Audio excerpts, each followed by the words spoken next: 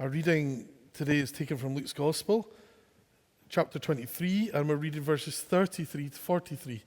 So it's easy enough to remember. Luke 23, 33 to 43. Found on page 1060 of the Church Bible.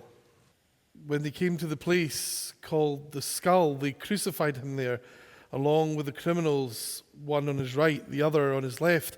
Jesus said, "Father, forgive them, for they do not know what they are doing." And they divided up his clothes by casting lots. The people stood watching, and the rulers even sneered at him. They said, "He saved others. Let him save himself, if he is God's Messiah, the chosen one." The soldiers also came up and mocked him. They offered him wine vinegar and said, "If you are the king of the Jews, save yourself." There was a written notice above him, which read, "This is the King of the Jews." One of the criminals who hung there hurled insults at him. "Aren't you the Messiah? Save yourself and us." But the other criminal rebuked him. "Don't you fear God," he said, "since you are under the same sentence? We are punished justly, for we are getting what our deeds deserve, but this man has done nothing wrong." Then he said, "Jesus, remember me when you come into your kingdom."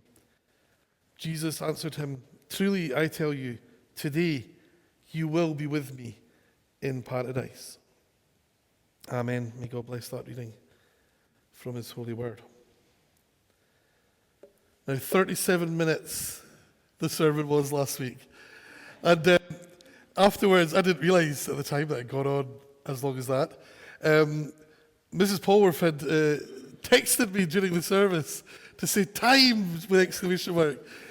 What she thought it was going to do with the phone was in my pocket, I don't know. So Shannon, this week I'll put the phone right there. Any messages, please? And any more complaints, you can come up and do it. Right. I don't intend to go on for as long as that. Let's get down into it, okay? Down nitty-gritty of what we've just read, the business of the day.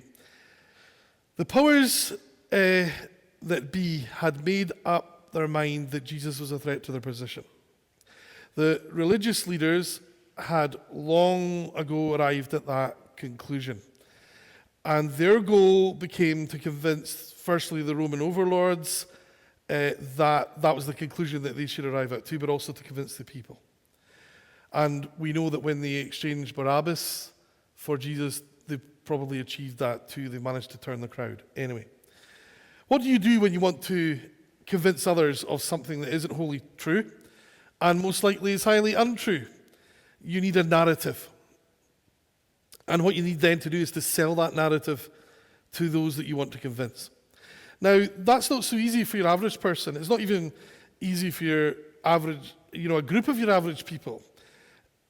But if that same narrative or a narrative is delivered by people with a bit of clout, then it comes with far more weight.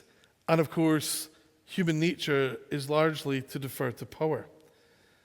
Now, Jesus knows all of this, of course, and he knew particularly that was true, that point that it was human nature to defer to power, because we learn that from the scriptures that at various points, Jesus is moved by the plight of the people, and he has compassion upon the people. The crowds gathered around him, he sees them like sheep without a shepherd. And of course, sheep follow a leader, they look for a leader, and they are amenable to being led. So very much, I suppose, like us, although we might not like to consider ourselves to be like sheep, in much of the way that we act, there are overlaps, let's say. If you read John chapter 10, you particularly see this in Jesus' teaching. He uses this imagery of this flock of sheep who need a shepherd and presents himself as the good shepherd who loves the sheep. And he contrasts himself with others. And in John 10, he's talking to the Pharisees, but he's probably referring to the other authorities, the Sadducees and other secular authorities too. He presents them in contrast to himself. He says that he's the good shepherd, the one who cares for the sheep, and then the others are what he deems, as certainly the Pharisees, is what he deems to be, he calls them thieves effectively. These are the ones who deceive the sheep and seek to lead the sheep astray. Now, immediately, let's note something in our passage, because this ties in perfectly with what I've just been saying, the attempt to create a narrative and the labeling of Jesus, literally labeling of Jesus as he hangs on the cross. So let's think about that sign that's said to be above his head. Let's have a wee think about that. It tells us that in Luke, it tells us that it says, "This is the King of the Jews." Now, Matthew's account of it is similar. Mark's account of it is close to that. John 19 is where it gets interesting. There's more detail there. And what you realize when you read John 19 and John's account of the creation of that sign and the placing of that sign, you realize this isn't just something that a couple of soldiers have decided to do last minute. You know, it's not like a couple of soldiers have said, "Well, do you know what we'll do? Just to mock him even more, just to make a fool of him, we'll make a sign and we'll stick it up." No, absolutely not that. What you realize when you read John 19 is this is a piece of state-sanctioned propaganda and humiliation. And you learn that it was discussed and debated by the authorities as to what it should say. And you learn too from John 19 that it's placed prominently and written in 3 languages. I'm just going to turn to the actual text of John 19. I'll pluck out a few bits. We're told this. Where are we now? So it's this section here. Pilate had a notice prepared. So this comes from the very top. You know, this is not a couple of soldiers who have just fired this up at the last minute. This comes from the top. So we're told that Pilate had a notice prepared and fastened to the cross, and it read, "Jesus of Nazareth, the King of the Jews." Many of the Jews read this sign. Now that's the intention, of course. For the place where Jesus was crucified was near the city. See, it's all on purpose. It's all by design. This is propaganda, okay? And the sign is written in Aramaic, and it's written in Latin, and it's written in Greek. So everyone's going to understand it, and everyone's going to see it because it's placed prominently, and it comes from the top. So this is not only to humiliate Jesus, it is that, but it is also to influence the thinking of the people and propagandize the people, if such a verb exists. Now, the message, in doing that, the message is this. 1, we're in charge. And if you step out of line, you're next. Clearly it's that. Secondly, what they're basically saying is this criminal who thinks of himself, and actually it says in John 19 that the religious leaders asked Pilate to amend the sign and say something like, "This man claimed he was the..." But the effect, actually, it doesn't need that because the effect is the same. Effectively, what the sign is saying, the message is, this criminal who's hanging here is not someone that you should believe, and it's not someone that you should follow, and it's not someone you should listen to. And his teachings are things that you should, and you better not share. So it's pure propaganda, and it's designed to silence people, and it's designed to influence the people, and designed to steer the narrative in the direction of those who have created it. Now, this is partly revenge, I think, for much of what Jesus has said to the Pharisees and others throughout his teaching, particularly this encounter in John 10 where he talks about the Good Shepherd, and they later say of him, "Oh, he's crazy, he's talking crazy." So this is partly revenge, what they do on the cross here, with the placement of this sign. He had named them for who they really were. He called them out for being thieves, robbing people of truth, robbing people of joy. Again, remember Jesus in John 16 tells his disciples that if they stick with him, if they follow him, no one will rob them of their joy. But they will attempt to, but they won't succeed. But these thieves, these Pharisees, these Sadducees, these secular leaders, these Romans, these people who are seeking to lead the sheep astray, all of these people are thieves. So this is revenge. And he's challenged the narrative, and they don't like it. You see, the people were in that period between the events of the Old Testament and the New Testament, and I believe it's about 400 years or something, years of silence in the sense that there were no prophets sent and there was no new scriptures written. But there's this period before Jesus comes, and the people are still the people. They're still the sheep. They're still the flock, and they're looking for leadership, and they're pining and they're longing for that good shepherd to come. But in that vacuum, there's an opportunity for those who of malintent. And of course, God's got his hand in all of this, but they think that they're very clever, and there's an opportunity for them to gather the sheep together and purport to lead the sheep, but actually to exploit the sheep. The thief, you see, has his own agenda. They want the sheep for their own purposes, for profit, for control, for power, for fame, for status, whatever it is, and probably more profit on top. And I think, therefore, you can see why it is a threat to them when Jesus comes along, the Good Shepherd. And the Good Shepherd says that the sheep know my voice, and they follow me, and they trust me, and all these sorts of things. And it was absolutely imperative that people listen to his voice. And if we're following him, it's imperative for us to listen to the voice of the shepherd above all other voices. Because the thieves who want to rob you of truth and joy and peace and love and so on will tell you instead that you should be listening to their narrative, and they're going to try and feed you their narrative, so not much changes. And the narrative that they want to create, of course, is this story that Jesus is a liar, Jesus is a charlatan, Jesus is a fake, Jesus is a phony, and the sign of the cross is kind of the culmination of that. It's maybe the peak of that effort. That effectively saying that Jesus is not only not the king you expect. Remember, Sheena was talking about that. Not only is he not the king you expect, folks, but he's not the king you need. And actually, he's not even a king at all.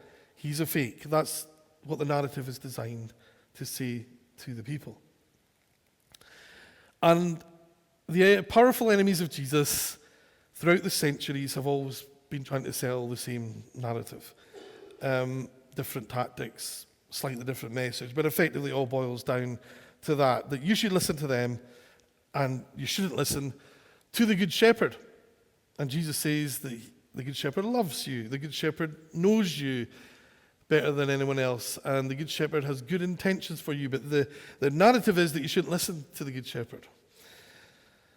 You should trust the people with the power. So they were doing it to people. They've been doing it to people for centuries. They've been doing it to people for millennia. They exploited the fact that the people were pining for a shepherd. And so what they did was sell them a knockoff version of a Messiah. And they'd set themselves up in a position, before the coming of Jesus, they'd set themselves up in quite a cozy position, the Pharisees and Sadducees particularly. You know, the people are suffering under the Romans, but are they really suffering? Not really. There's a bit of a cozy cabal between the Romans and them. You know, okay, maybe tensions here and there, and maybe the religious authorities would like a wee bit more power at times, and maybe the Romans have to put them down at times. But by and large, they've got it stitched up, and it's everyone else who's suffering. And so they create this narrative, and they present like this idea of the Messiah, and they tell the people, if you do X and you do Y, or if you do X and you give Y, and you believe Z, then the Messiah will come and we'll all skip into paradise forever together. You know, this idea of like a utopia that we're all gonna live in. But you just need to do these things, folks, and give these things to these powerful people, and you'll be okay. And it just so happens, purely by coincidence, of course, that X, Y, and Z are what keeps these same people in power. It's what brings them wealth, what brings them status, brings them prosperity. And funny that, isn't it? So their prescription for you, the sheep, is, funnily enough, the medicine benefits them. And I think the tactics are exactly the same today. Do this, buy that, click on this, subscribe to that, like this, support this, reject that, like this group, hate that group, Watch this, don't watch that. And whatever you do, don't do something dangerous like thinking for yourself. And don't, above all, do not listen to the Good Shepherd and don't read that book, the Bible. And you see, somehow nothing ever changes. And isn't it funny how there's always been that promise of liberation. There's always been that promise of salvation, but it always slips through our fingers and it's always out of grasp, and it's permanently on the horizon. And you think about all these people like Stalin and Hitler who have told their people that they had the solution, and if they only just did this and they only just listened. Guys like Pol Pot. I mean, how did Pol Pot, a man of such limited intelligence, somehow manage to, purely by propaganda, manage to convince millions of people that they should put their trust in him? And it's crazy, but this is the way it works. You see, the sheep are vulnerable. The sheep, that's why Jesus feels for them so much. Without a shepherd, without the right guidance, they're susceptible to being led astray. Keep the sheep forever fearful. Keep them on the move. Keep them believing that the wolf is at the door and you have them where you want them. But Jesus comes along and he disrupts the narrative. Because he's not only does he say, I'm the good shepherd, I'm the one who loves you, but he does something even worse than that, because he tells his people not to worry, not to be afraid. And he tells them, you don't need to do X, Y, and Z. You just need to trust in me. You just need to love me. And they can't have that. They can't have that. The narrative crumbles when people aren't afraid. The narrative crumbles when the people stop worrying. The narrative crumbles and the system crumbles when the people stop doing X, Y, and Z. And they just trust in Jesus instead. And their control over the sheep is slipping away. And they will not have that. That will just not do. So a new narrative about Jesus must be sold to the sheep, or at least an intensified narrative, and that's the sign above his head. Because the sign says very little, but it says a lot. Not only does it say, is it mocking him and saying that he's a phony, but it says this too. It says your king's broken. It says your king's battered. It says your king's a liar. It says your king's defeated. Look at him. It says your king's unable to help himself. It says your king was a deluded fool. And the crown of thorns and the mocking sign and the scarlet robe and all that stuff is all part of the propaganda. It's all part of the narrative. It's not just something that happens in the moment, in the heat of the moment. It's pre-planned. It's purposeful. But isn't it interesting? And we're coming to the close, and I hope we're doing okay for time. One man in that moment doesn't fall for it. Most of the crowd have fallen for it by that time. They've totally fallen for it. And that's why the disciples scamper, and that's why Peter has to kind of deny. He's in such a position that he has to kind of deny Christ because everyone's out to get the followers of Jesus, because they've bought into it. They've bought into the narrative, hook, line, and sinker. So the pressure's on. But one man doesn't fall for it. One man doesn't buy what they're selling. And it's maybe someone that you would least expect. And I think, again, this is God, like going back to what Sheena was talking about, again, this is God challenging expectations. Because it's the thief, isn't it? It's the criminal who's on the cross, crucified alongside Jesus, one of them. There's two of them, and one of them doesn't buy this narrative. And I think there's something deeply ironic, and I can't imagine that it's purely coincidental either, but I do think there's something ironic about the fact that this man who has been condemned and sentenced to die, declared a criminal by the authorities, is the one who gets who Jesus is. And the ones who have made that declaration on him, and he admits it, he admits that he was wrong, that he had done wrong and he deserves it, but the ones who are dishing out that sentence, they too are the thieves of John 10. They are the criminals. They are the ones full of hypocrisy here in this moment, declaring others to be criminals, and yet their crimes are of a far greater nature. And these same hypocrites, the real frauds in the story, the real criminals, the fakes, the real phonies, the real liars, the real charlatans, are the one who accuse Jesus of being all these things and more. And they declare it with a sign fastened to the cross. And I think nowadays they call this in psychology, well, they probably always call it in psychology, but I think it's a psychological term, projection. Another propaganda tool where you accuse your opponent of the very acts and the very omissions that you yourself are guilty of. And that's effectively what they do. And one man who's also been declared guilty by them, he's one guy who doesn't get it. He doesn't get sold in it. He doesn't fall for the trap. He doesn't buy it. And he says, no, I'm not having this. And he recognizes Jesus for who he really is, and Jesus promises him that there'll be a reward for that. Because he's come to realize, even that last moment of his life, that trusting Jesus is what you need for salvation. And repenting, admitting his sin, seeking forgiveness, finding salvation in Jesus. So let's finish. Beware, folks. Just as then, so today, our minds are up for grabs. There are some who rule in this world who are not lovers of truth. They're not lovers of justice. They claim to be, maybe, but they're not. There are those who are not good and wise, and again, they might claim to be just that. And there are those who want to lead you astray. And they'll do that with a straight face, all the while claiming to be able to lead you to a paradise of peace and prosperity. They're leading you off the cliff edge. But Jesus' flock know his voice. Jesus' flock follow his word. Jesus' flock obey his command and follow only his lead. Lies, propaganda, and a falsified narrative about who he is will not fool us. Amen.